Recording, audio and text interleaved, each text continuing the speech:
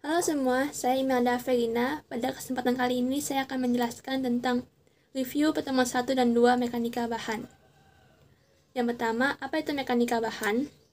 Mekanika bahan adalah cabang dari mekanika terapan yang membahas perilaku benda padat ketika mengalami berbagai bebanan. Nah, belajar mekanika bahan ini sangat penting untuk menentukan tegangan, dan displacement pada struktur, sehingga kita bisa menentukan desain struktur, memilih bahan, dan menentukan dimensi yang aman untuk semua jenis struktur. Yang pertama kita pelajari adalah tegangan normal. Tegangan normal disebabkan oleh gaya dari luar yang tegak lurus dengan penampang. Rumusnya adalah sigma atau tegangan sama dengan tekanan atau gaya aksial dibagi dengan luas penampang. Nah, tegangan normal ini akan menyebabkan gegangan. Berdasarkan hukum Hooke, rumus gegangan itu adalah pertambahan panjang atau delta dibagi dengan panjang awalnya. Jadi di sini adalah L, panjang yang kita amati, terus karena dia memanjang, jadi ada pertambahan panjangnya delta. Selanjutnya ada elastisitas linier. Menurut hukum Hooke, tegangan menyebabkan gegangan yang ada efek dari modulus Young-nya. Modulus Young ini tergantung dari bahan penampangnya. Sehingga kita bisa mendapatkan rumus hubungan, yaitu tegangan aksial atau sigma sama dengan modulus Young dikali dengan gegangan atau epsilon. Selanjutnya ada Poisson ratio. Jadi misalnya ada suatu penampang diberi gaya tarik, diameternya akan menyusut dan panjangnya akan lebih memanjang. Nah, Poisson ratio itu adalah perbandingan antara gegangan di arah diameter atau lateral dibagi dengan gegangan di arah panjang atau aksial. Kemudian ada besaran mekanis bahan.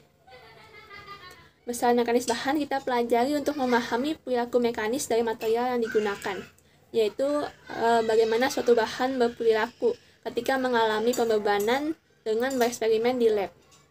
Kemudian ada yang namanya mesin uji tarik. Nah, untuk menggunakan mesin uji tarik ini, agar hasil pengujiannya dapat dibandingkan, maka dimensi benda uji dan metode pembebanannya harus mengikuti standar. Standar yang digunakan adalah American Society for Testing and Material atau ASTM. Nah, benda uji tarik menurut standar ASTM ini mempunyai diameter 0,505 inci dan panjangnya 2 inci. Kemudian saat pengujian statis, pembebanan dilakukan secara perlahan-lahan. Kemudian untuk benda uji tekan, menurut standar ASTM, mempunyai diameter 6 inci dan panjangnya 12 inci, serta mempunyai umur 28 hari. Selanjutnya kita membahas tentang diagram tegangan-gegangan. Jadi jika ada benda atau penampang yang ujung-ujungnya itu ditarik terus-menerus, tegangan atau sigmanya akan terus membesar sejalan dengan penambahan gaya tarik dan penambahan luas penampang. Nah, penambahan luas penampang ini tetap sehingga bisa dilihat grafiknya linier. Terus ketika udah mencapai batas luluhnya atau limit proporsional, luas penampangnya itu mengecil dan panjangnya memanjang secara drastis walaupun tidak ada penambahan tegangan lagi. Nah, kondisi ini disebut plastisitas sempurna. Kemudian di kondisi strain hardening, batang ditambah tegangannya lagi. Meskipun udah megang banget, batangnya tuh belum benar-benar putus. Tapi sejalan dengan ditambahnya tegangan terus-menerus, batang bisa benar-benar putus atau fraktur. Atau opsi kedua adalah bisa necking. Selanjutnya ada elastisitas, plastisitas, dan ngangkak. Nah, jika kita menerapkan beban tarik pada benda uji sedemikian rupa, sehingga tegangan dan gegangannya berjalan dari titik 0 ke titik A pada kurva tegangan dan gegangan ini. Nah, di titik 0 ke A ini sifatnya elastis, yaitu masih bisa kembali ke dimensi semula. Sedangkan ketika melewati batas gegangan pada limit elastis, maka sifatnya disebut plastisitas, yaitu tidak bisa kembali ke dimensi awal.